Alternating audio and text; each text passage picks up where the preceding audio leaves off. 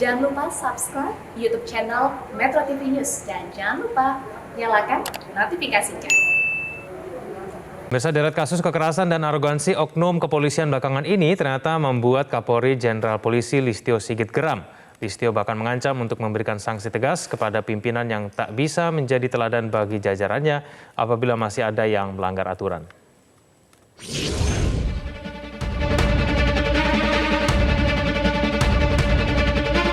Institusi Polri terus menjadi sorotan dalam beberapa waktu terakhir. Buntut atas peristiwa kekerasan dugaan tak profesional dalam penanganan kasus hingga keterlibatan dalam tindak kriminal. Rentetan pola anggota polisi itu rupanya menjadi perhatian serius Kapolri Jenderal Listio Sigit Prabowo.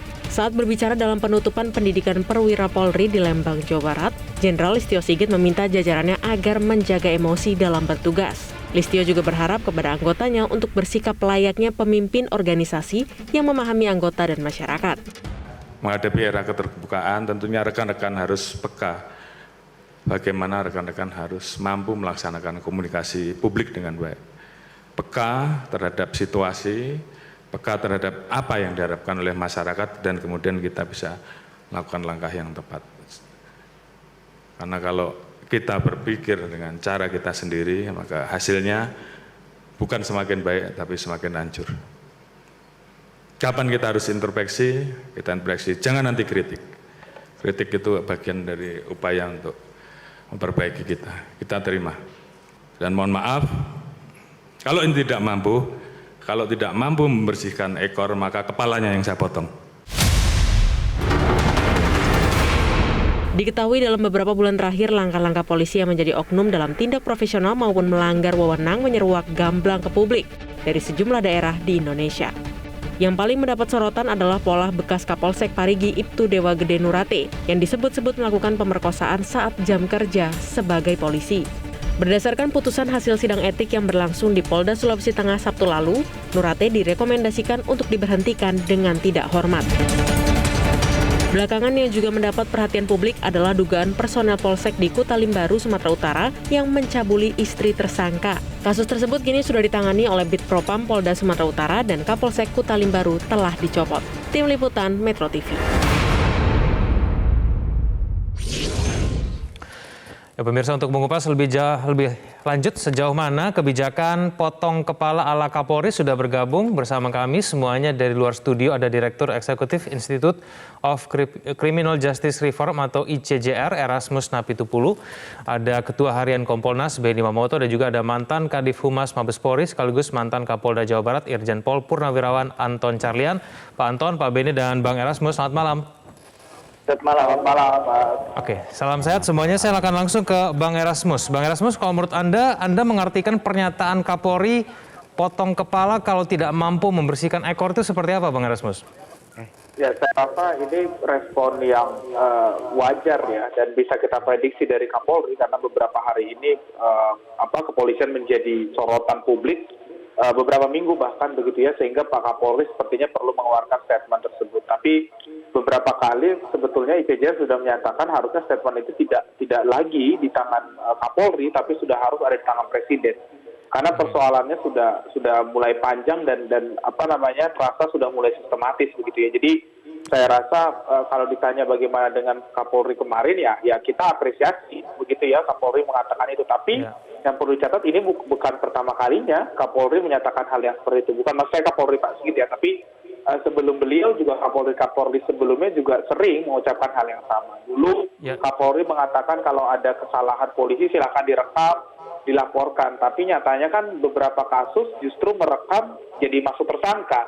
Jadi ditersangkakan dan bahkan beberapa diproses pidana karena tapi kalau dikatakan Kapolri ini tingkatannya gitu. sudah cukup geram begitu karena mungkin persoalan ini terus berulang gitu. Bisa diartikan seperti itu tidak, Bang Erasmus? Tentu pastilah, karena berkali-kali ya saya rasa beliau sebagai pimpinan tertinggi di kepolisian tentu saja terdesak ya dan geram, tapi kita butuh langkah konkret. Kita butuh yang lebih daripada itu, dan makanya beberapa kali ICJR dalam posisi ini kami mengatakan pembenahan di tubuh kepolisian tidak bisa hanya Pak Kapolri tidak boleh dibiarkan jalan sendiri, Pak Presiden harus turun tangan dalam hal ini karena ini sudah sangat sistematis dan kita punya masalah yang sifatnya sudah menaun dan sudah mengakar di tubuh kepolisian, sehingga ini harus ada perbaikan yang levelnya ada di tangan Presiden, bukan lagi di tangan Pak Kapolri. Begitu menurut saya, Mas. Baik.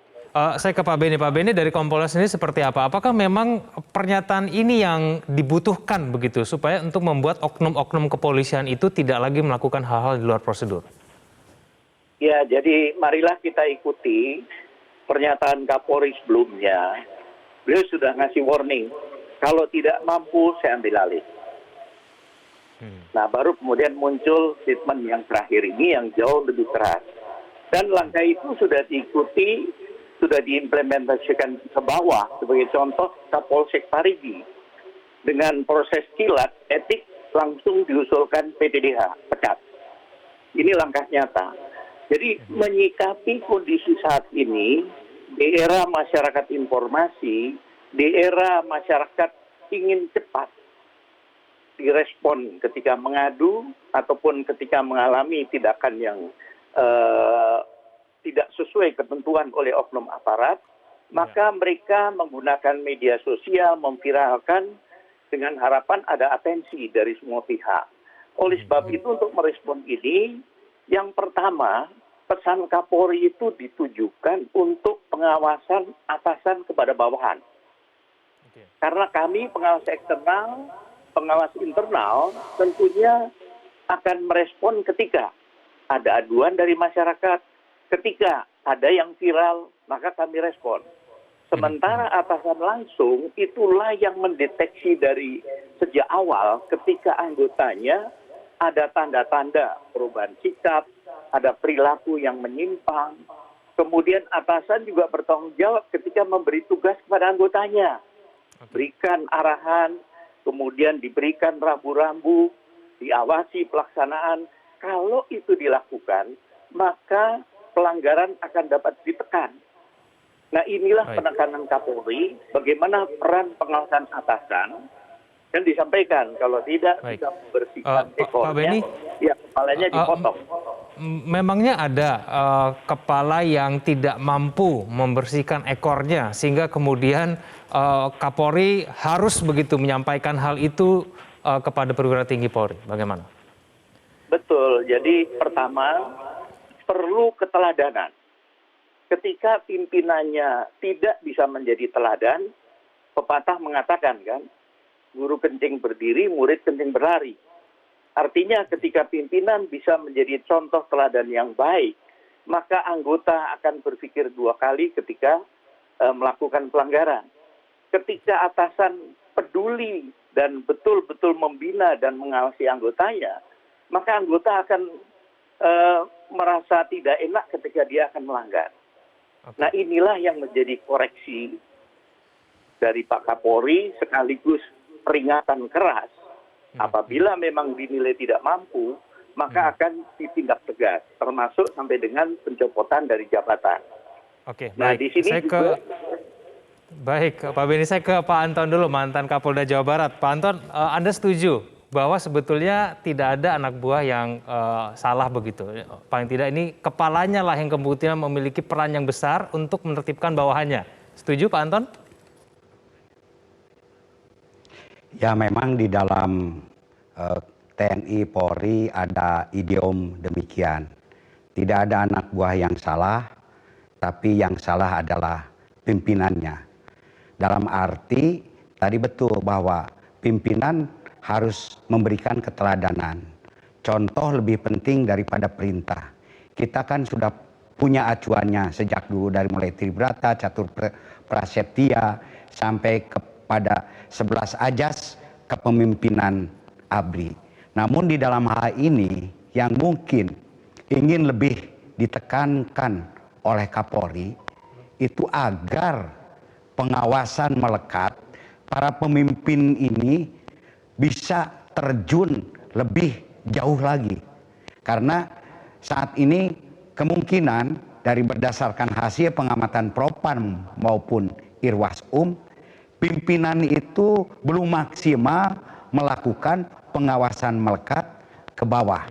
Dan di sini justru yang diharapkan pimpinanlah yang harus jadi contoh.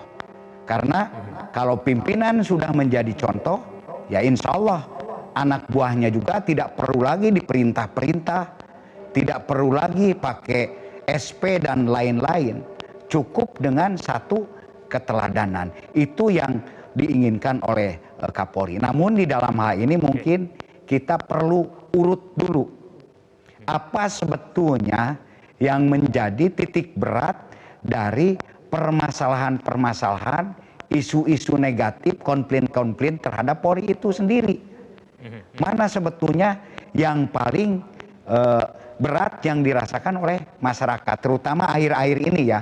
Kalau saya lihat di media sosial, justru ya saya lihat pertama adanya tindakan kekerasan yang dilakukan oleh seorang pimpinan ini merupakan satu sifat arogansi. Nah, sikap arogansi ini sangat tidak diinginkan oleh masyarakat. Ya. Baik, Pak Anton, tapi kalau Kapolda ataupun Kapolres, Kapolsek itu mendengar pernyataan potong kepala dari seorang Kapolri, apakah menurut Anda itu akan langsung diikuti? Apakah kemudian Kapolda akan lebih tertib begitu, akan lebih mengawasi bawahannya? Apakah kemudian Kapolres juga seperti demikian, Pak Anton? Saya kira itu perintah pimpinan di TNI Polri itu, ucapan pimpinan itu sudah merupakan satu perintah. Dan persoalan Polri saya yakin bisa diselesaikan oleh Polri. Saya kurang sependapat dengan pembicara terdahulu, perlu Presiden turun. Saya kira tidak perlu. Polri pun juga akan bisa menyelesaikan masalahnya sendiri. Dan apabila demikian, ini sebetulnya satu ya istilahnya sinyal yang sangat keras agar para pemimpin itu turun.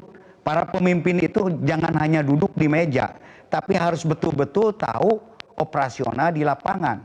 Baik operasional secara ya di lapangan maupun operasional yang lain. Jangan hanya terima laporan-laporan yang ABS. Baik. Bagaimana kemudian kita bisa memastikan bahwa pernyataan potong kepala dari Kapolri itu betul-betul efektif? Kita akan bahas itu usai jeda. Pemirsa jangan kemana-mana, Prime Time News akan segera kembali.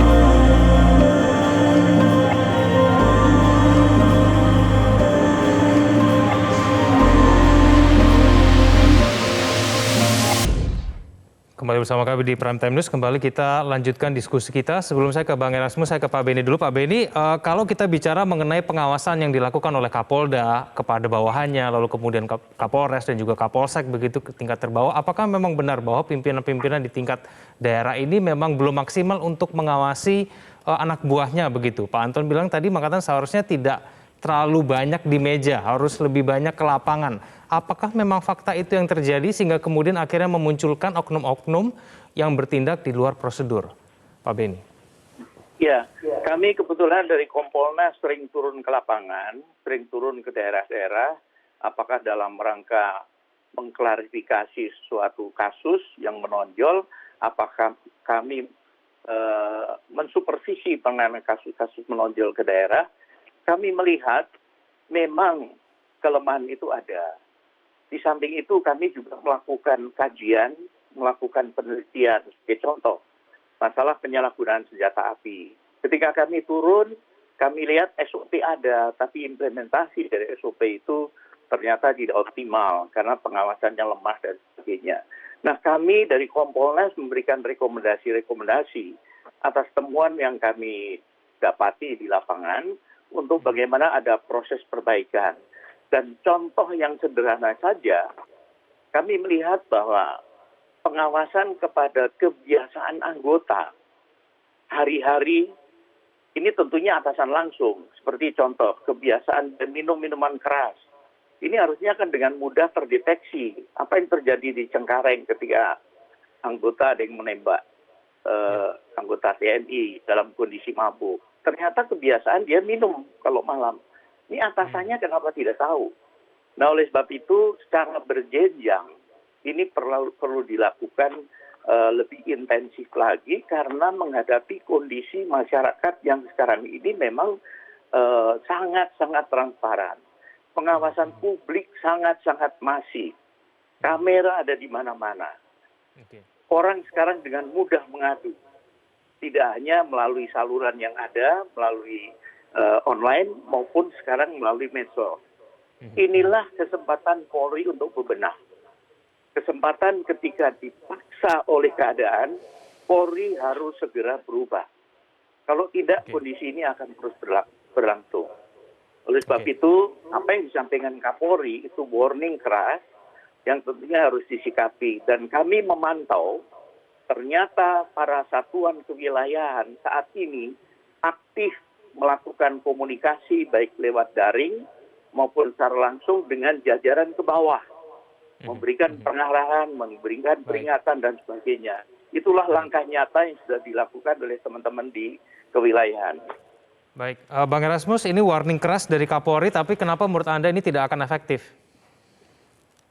Ya, karena terjadinya sudah yang saya tadi katakan bahwa bukan pertama kali seorang Kapolri berbicara hal yang demikian, bahwa betul Pak Kapolri hari ini berbicara itu tentu kita harus dukung ya, karena ini kan bagian beliau sebagai tadi ya pejabat tertinggi di kepolisian punya tanggung jawab itu dan pastinya beliau kan merasa bertanggung jawab sehingga harus mengatakan itu kepada bawahannya yang juga adalah pimpinan ya atau atasan dari banyak sekali kasus-kasus pelanggaran terakhir hari-hari ini yang terjadi di Indonesia. Nah, cuman kenapa kami agak pesimis?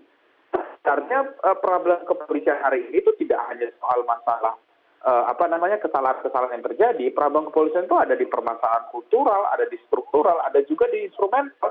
Ada problem besar di dalam berapa peraturan perundang-undangan yang memberikan kewenangan pengawasan terhadap kepolisian. Nah, pelanggaran-pelanggaran ini kan mas terjadi di dua arena gitu ya. Satu di dalam sistem peradilan pidana yang itu merupakan arena utamanya kepolisian. Sistem peradilan pidana. Nah, tadi katakan Pak Benny Mamoto, misalnya polisi mabuk, misalnya ada tadi ya berminum-minum, atau misalnya ada pelanggaran-pelanggaran di luar sistem peradilan, itu mungkin bisa diselesaikan kepolisian secara internal. Tapi dalam konteks sistem peradilan pidana tentu tidak. Siapa yang mengawasi kepolisian misalnya ketika melakukan penangkapan lebih dari waktu yang ditentukan, ketika terjadi penyiksaan di dalam sistem peradilan pidana, tentu tidak bisa hanya sekedar atasan. Presiden itu harus turun tangan begitu. Kenapa? Jelas, karena ada masalah instrumental hukum, misalnya. KUHP kita tidak cukup kuat untuk memberikan pengawasan kepada kepolisian. Misalnya sekarang kalau misalnya ada terjadi pelanggaran dalam sistem peradilan pidana, salah-satunya mekanisme itu pra-peradilan. Pra-peradilan itu dibangun dengan mekanisme aduan, begitu ya. Anda harus mengadu dulu, baru misalnya bisa diperiksa. Sedangkan sistem yang tepat adalah sistem yang berjalan otomatis. Nah, ini kan problemnya di KUHP, secara pidana. Ada Pak Kapolri memiliki kewenangan untuk merubah undang-undang? Jawabannya kan tidak. Harus membentuk undang-undang. Siapa itu? Presiden dan DPR. Makanya saya bilang begini, kalau kita bicara dalam skop kewenangannya Kapolri, apakah Pak Kapolri punya kewenangan untuk menyelesaikan secara internal? Jelas iya.